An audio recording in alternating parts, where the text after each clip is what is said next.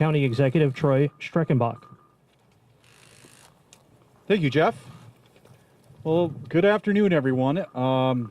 What a great day to be in Brown County in this partnership that we have with the local municipalities, the state of Wisconsin, the federal government to build, once in a lifetime infrastructure that is going to see such an amazing amount of quality of life, economic development, and can someone work on that? Need 24 inches. It was almost on cue.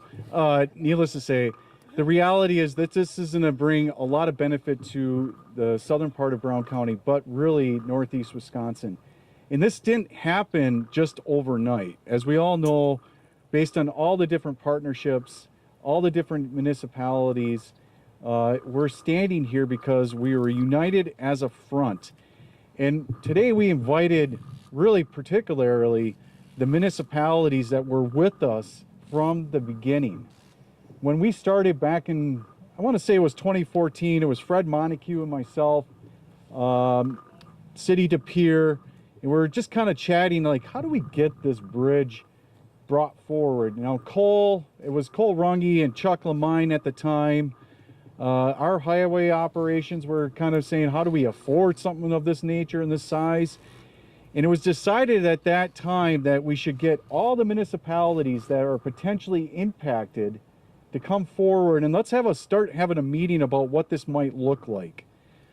And so we got together as 7 individual municipalities.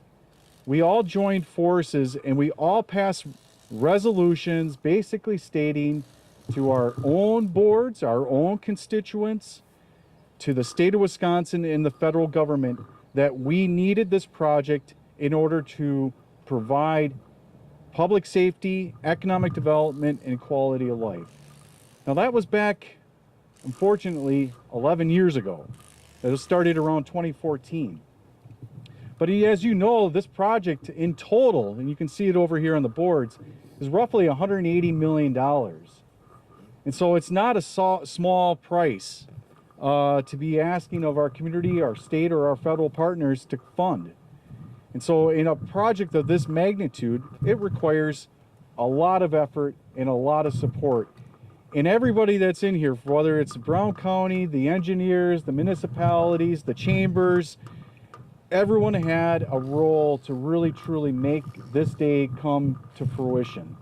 Why this day is so important to Brown County, Town of Lawrence, City de Pere, or the whole section, is this is the first real money that Brown County, the Town of Lawrence, and the City de Pere are spending on actual infrastructure. Now, of course, we spent money on studies, we spent money on engineering, but this is actually the first money that we're spending that will be the first infrastructure that will connect to the interchange. That's a significant step forward in terms of connecting, and I see Mary Kardowski here. Mary, thank you. Ashwaubenon's just right over there, right? We got Hobart, Oneida, Town of Lawrence, City de Pere, and then Rockland, Ledgeview, Bellevue. That's how big this is. That's why this is so important. And as I was mentioning earlier, this may be, I was saying it to Kevin Gannon, who's here, supervisor, this might be the last interchange that's built in Brown County in the foreseeable future. And as we all know, interchanges are very vital to growing communities. So today is a really important day for Brown County and the municipalities impacted. And it gives me a lot of pleasure to really highlight the fact that this didn't happen overnight. It required all of us collectively as a community to come together and not fight over a number of issues that we could all fight about. And we'll have disagreements about road design, bike facilities. Tracy Fluke's here. I know that she wants 5 foot paved, but somewhere along the line we'll come to an agreement that ultimately will connect us. And that's what makes this a beautiful project. We have state representatives here If it wasn't for the state of Wisconsin, we wouldn't be standing here. That's a reality. Senator Wimberger will speak a little bit about that and how important it was for the state. Governor Evers was very important and instrumental. Secretary Thompson, who's no longer with the state, but he ultimately believed in what we were trying to do here as far as a community and a county, and advocated for us on our behalf. Senator Jacques is not here today, but he was one of the key components in the very beginning discussions on the I-41 expansion, making sure that there was language in that bill that ultimately supported the Southern Bridge project. A lot of thanks out to the community. This didn't happen in a vacuum, and not one person made it happen. And with that, I'm going to turn it over to Chris Hardy, who is our new commissioner of the Highway Department, who's going to talk a little bit more about the project EB39, GV14, and what the community can expect, and ultimately how this all kind of goes into effect on how we're going to eventually get to the bridge, right? That's the big day. And thank you to the state. And then eventually connect over to GV and Heritage Road. And there goes another sign. So with that, I'm going to turn it over to Chris. And Chris, our Highway Commissioner, thank you. Thank you. Good morning. Thanks, Troy. I appreciate that. Being new to the county, I didn't fully know this project when I came here. Certainly, I'm well informed now. I do appreciate the level of cooperation that's taken place. It does take a large group of people pulling together to get a project of this size completed. What's standing behind me is what we call EB39. So this is a connection of Packerland County EB over to the interstate. And so this project is about a little over a mile long. It includes a bridge over the Hemlock Creek. We're going to start groundwork here. Actually, we're going to break ground today. This project will be going on all summer. Towards the end of summer, we'll close the intersection behind us for about 6 weeks as we move all the traffic over to the new roundabout. And then there'll be a new connection for Scheuring Road. Once that's done, then over the winter, we'll have the construction of the bridge for Hemlock Creek Bridge. And then the connection to the interstate will take place in 2026. So by fall of 26, you'll be able to enter the interstate from Packerland Road. We're also, at this time, we're starting GV14. GV14 is a connection on the east side of the interstate. So we're connecting from French Road over to Lawrence Drive in the city of De Pere. We're constructing a new roundabout there, which has not been easy. It's a difficult construction. It's a small parcel, and it's a decent sized roundabout. So the only way we could do that was to close the road entirely. We know that's been a little bit disruptive, but from a time standpoint and a cost standpoint, it was the best thing to do. That work there should be done here in early fall. That'll then connect French Road all the way over to American Drive. Again, that'll open once the DOT finishes their interchange, which will be fall of 26. So in the fall of 26, you'll be able to go from Packerland all the way over to American Drive, crossing over the interchange. The next two projects that they're still winding up the environmental process, but GV15, which is a crossing over the CN Railroad, and then the Fox River crossing, which is what we call GV16, are lengthy design projects. There's a lot of parameters involved there. Both of those projects are likely to be constructed in 28, GV15 and 29. Once we complete those, then 17, which runs over to County P, and then 18 from County P, which makes our last connection to X. Those will be 28 and also 2930. So a project that started maybe 6 decades ago, right? About 6 years from now, it should be complete or close to it. And so we're glad to be able to finally bring that to fruition. It has taken a lot of effort from a lot of people. There's about 35% of the funds for the project are coming from the state. The balance is all at the local level. So Ledgeview, Lawrence, De Pere, and Brown County are all partnering together in that. We continue to work towards funding, which we will as opportunities come up. And so that's pretty much an overlay of the project. So if I'll still be around, if anybody has any specific questions, timeline, like I said, by 2030, we should have full connection for the road.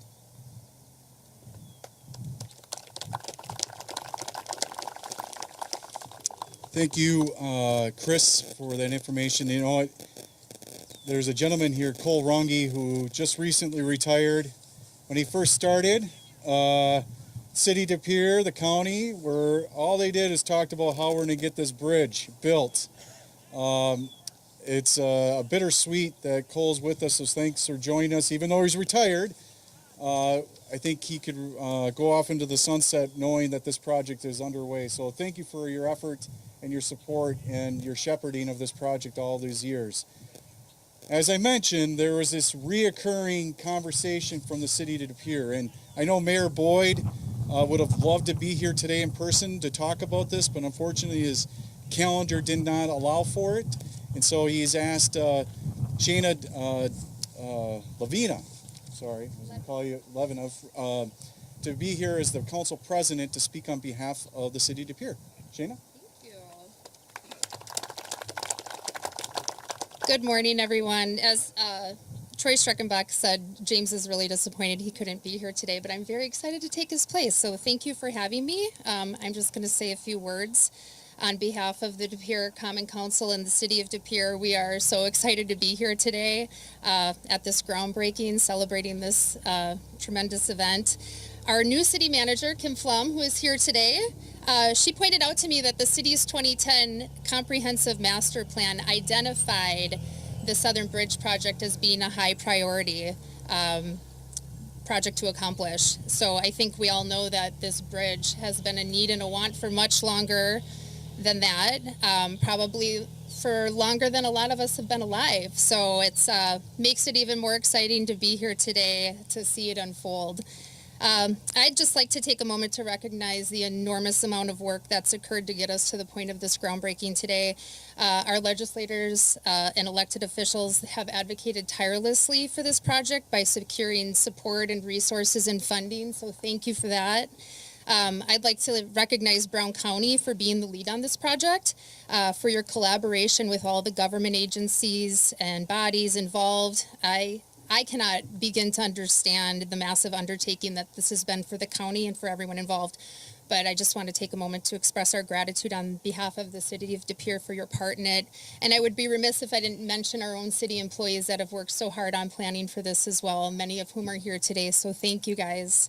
While this project will impact us all positively regionally, it will have a huge impact on us locally at the city of De Pere. We really look forward to improved connectivity for our residents and our businesses. We are excited for the opportunities that we will have in economic growth for the city, as well as for the surrounding municipalities involved.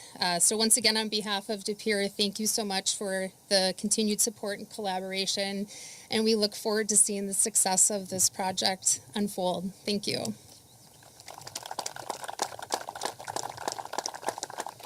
Thank you, Shayna.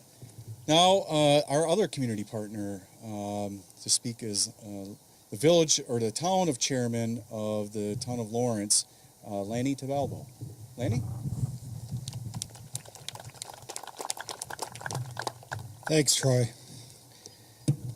Well, welcome to the town of Lawrence, one of the fastest growing towns in the state of Wisconsin, and a great place to live and work. And if you don't believe it, come live here and you'll find out, okay?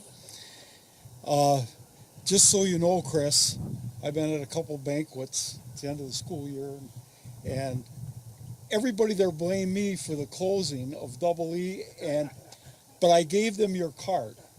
Is that okay? All right. But no, it's a great day, and like Troy said, it was hard to believe that this day would come, but it's here, and we're very proud. And this ceremony marks a significant step for Lawrence, also in the fact that the Southbridge project will benefit us greatly. The intersection of Packerland Drive up here and Scheuring has been a little bit of a problem over the years as far as people running stop signs and that kind of thing. So this project with the connector is going to provide better traffic flow, safer conditions, and we're grateful for that. Thank you very much. We're the town of construction, I guess. We got this going, we've got that going over there, and we've got 41 going. And from Packerland to South Pine Tree, we're urbanizing that route. If you've driven that, it's not a very good road. So that's being urbanized, and so there's a lot of construction going on here at Lawrence. We'd like to extend a special thank you, and I know he's going to yell at me for this after, but Troy Streckenbach, County Administrator. His diligence, his concentrated effort, and his never give up attitude. And Troy, we appreciate that very much because that's why we're here today. The South Bridge project was something he really knew we needed, and he coordinated all the state, local, and federal level information. We are grateful also for our town employees. With some of our town employees in the back, raise your hand, guys. Okay, they did a lot of work, a lot more work than I did, and we appreciate their efforts. So, in Brown County, I've got to say, I've worked with a lot of municipalities in my career, and Brown County is probably one of the best. Cooperative, generous, really putting in the time, which we appreciate a lot. And the state of Wisconsin leaders and legislators, in assisting with the planning and financing of this project. So this coordinator project is very important for us. It's going to open up residential over in this area and this area, residential, commercial. We've got so many projects going right now. I don't use up all your time just telling you the projects that are going on, but a lot of neat things. So it's good to see this growth. But we appreciate our town staff, Troy, Chris Hardy, the DOT staff, in particular Kyle Tremmel, who's a West of Pure grad and just a great kid working for DOT, and he's our coordinator of the Scheuring down to U phase of the 41 project. And Governor Evers and Senator Wimberger, we appreciate all your time and effort in giving us the monies that we need and future support, which we know we can count on. That's so important. You're greatly appreciated. This connector in Interstate 41 will ensure safe and vital traffic flow through the town of Lawrence. We were small. Now all of a sudden we're getting big. 8,000 people, and a lot of businesses want to come here. A lot of people want to raise their kids in our schools. We think it's fantastic. So with this residential commercial development, it's going to provide significant growth. Northeast Wisconsin, I think, should be very proud of what's going on in Brown County. I think we've all done a great job, and Troy's leadership was very important there. So I'm asking everybody that is here today to please pass on the appreciation we have for all they've done. There's too many names to mention. I'll look out here. But thank you, and your staff and the community leaders and all the legislators. We appreciate what you're doing. This did not go unnoticed. Thank you very much, and let's keep her going.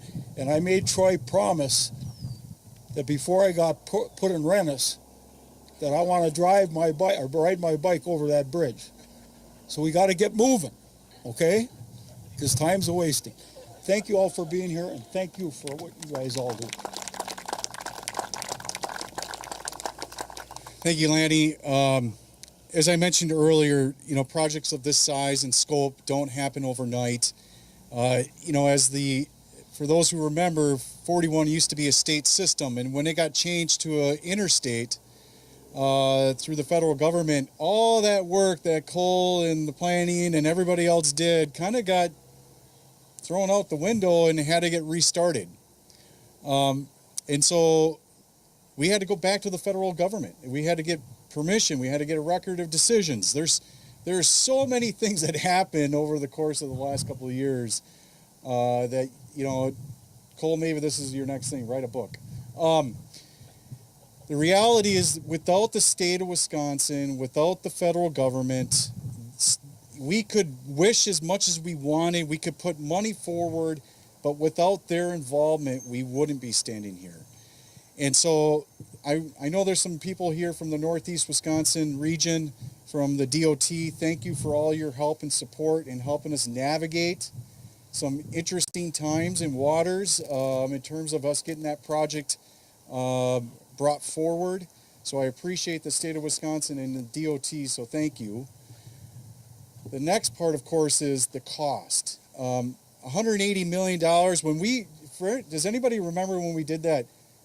Jamie Sellon, I'm not sure if she's here, but she was standing out in that roundabout asking people to sign off on a text or a form that we were going to bring. We brought 4,000 documents to Reed Ribble back in the day, kind of petitioning for this project, hoping that the federal government would solve our problem. The reality is the federal government wasn't going to solve our problem. It was really going to be the state or the local. And to speak more from the state because of his involvement on the Joint Finance Committee and supporting this project over the last number of years, I asked State Senator Eric Wimberger to come up and just kind of talk from that perspective, the legislative perspective of how getting these projects across the finish line. Because you got to remember, you guys, a project of this size, so $100 million the state has allocated to us. Do you don't think La Crosse, Eau Claire, Madison, all these other counties throughout the state of Wisconsin are chirping for those dollars? The reality is there's limited resources. And whatever we can do as a community to give them the best argument down with their colleagues is the best solution for us to bring this forward. And I must add that this was always bipartisan. Senator Jamie Wall is here. This always has been supported by the Brown County State Legislature. With that, I asked State Senator Wimberger to come up and say a few words on behalf of the legislature. Eric? Thanks, Troy. Is it going to be the village of Lawrence pretty soon? Watch out, De Pere's going to come after you. Well, I grew up right off of Scheuring Road, at least until third grade, on Steinway. And I remember this just being the sticks. You wouldn't come out here normally, even though it's kind of just down the street. And then I also grew up after that on the east side and kind of on the edge of town. And I used to go hang out with my buddy where the bridge is going to come out. They're going to knock his house down. And, there's just a lot of change happening. When you have a good community, people want to come here. And you can either do things that put you on a path to continue that or you don't. And I'm happy that we're able to do that. I'm going to lose some memories of places, the nostalgia of some of these things like everybody else. But we can really set this place on for a glide path for a successful next 50 or 100 years. To do it right and to make sure that we keep our community together, keep that attitude and that good culture that we have here in Brown County. Now, there was a confluence of factors, I suppose, over the last few years. Now, it starts with tremendous organization, and all of you that helped out with that.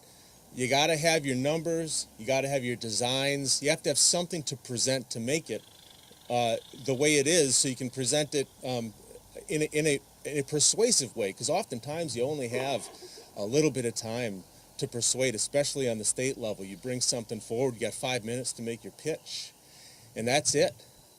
So having that organization was tremendously important. And then on top of that, you have to have a healthy economy in the area. You can't be overdoing it. You have to have a good vision for the area and a reason to invest. And then also good budgeting on the state side. These things all come together. In order to make these things happen, you have to have, county buy-in, local buy-in, but then your state also has to be in order. And the surplus that we've had in the last few years because of that good budgeting has afforded an opportunity to do these really good infrastructure projects that set communities up. The value of land, the things that are the tax base is just going to increase so greatly. And it's going to make these community projects even more easy in the future. So it's a really good thing to do that. Now, I'm happy to just play my part in all this. I happened to be on the finance committee at the time and make the pitch. But that's me kind of piggybacking on the work that other people did all that time. So I'm glad to have at least brought that part home, the bridge itself. to the community, because it's going to be tremendous for the entire region. I hope that everyone who's going to be part going forward, you make space in your plans. Don't think too fast. We want it to function. But I remember what infrastructure looked like in the 70s, in the 80s. It was brutalistic. It was very functional, but ugly. Nobody wanted to live by it. Making it look nice, making the designs right. The paths are good too. The paths, the access to the river, the aesthetics of the whole project are important for the continued community development. So I hope you don't trade off function for a slight expense. I'm going to do my best down in Madison to try and get whatever resources are necessary to make this not just a functional bridge, not just a functional project, but also something the community can be proud of and to use for future generations. Attract more people here to support the schools and the police that are needed to keep this place great. So thanks a lot, Troy.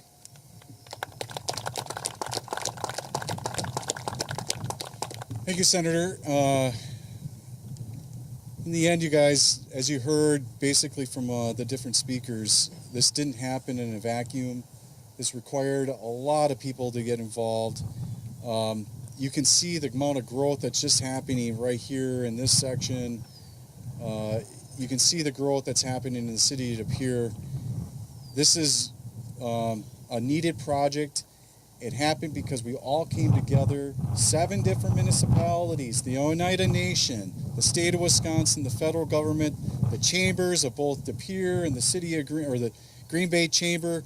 You guys, this is a united front, and of course, let's not forget the businesses, right? The businesses are ones that were really bringing this forward, and let's not forget about the driving purpose behind this was the congestion on Claude Alloway Bridge that long overdue, right? This bridge was supposed to be built a long time ago, but we finally got it done, and it's because we were as a team.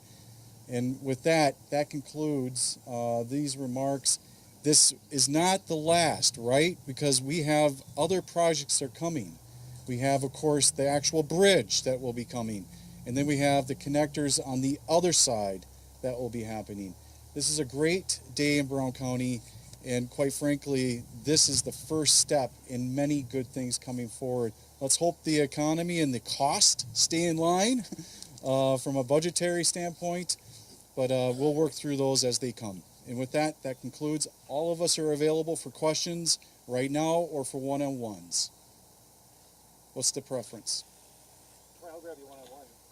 Whoever else wants to try to limit them. You guys cool with that? All right, get away from the podium.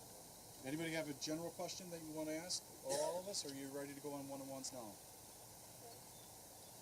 One-on-ones? All right, well, thank you, guys. Thank you.